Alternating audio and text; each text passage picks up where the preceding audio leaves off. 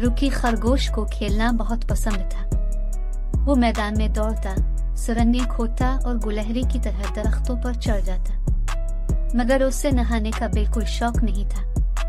एक दिन उसने एक बड़ी सुरंग खोदी और मिट्टी से ढक गया। फखर से इसने अपनी माँ को दिखाया, मगर उन्होंने सर हिलाकर कहा, नहाने का वक्त है। रुकी ने बचने की कोशिश की, मगर जल्द ही वो गर्म पानी में था और अगरचे इसे मजा नहीं आया, लेकिन नहाकर उसने खुद को साफ महसूस किया। अगले दिन रुकी फिर गंदा हो गया, कीचड़ में छलांगे मारी और उसकी खाल सब्ज हो गई।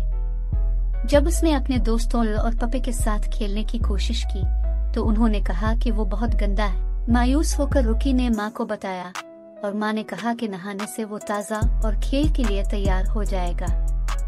इस बार रुकी को नहाकर खुशी हुई और उसने देखा कि साफ रहकर दोस्तों के साथ खेलना ज्यादा मजेदार होता है। इस दिन के बाद रुकी ने अपने अब से वादा किया कि वो अपनी गंदी मुहिम्मात जारी रखेगा, लेकिन दिन के आखिर में नहाना कभी नहीं भूलेगा ताकि वो अपने दोस्तों के लिए तैयार हो। आखिरकार एक साफ खरगोश एक खुश खरगोश होता है और एक खुश खरगोश के पास बेहतरीन मुहिम्मात होती है।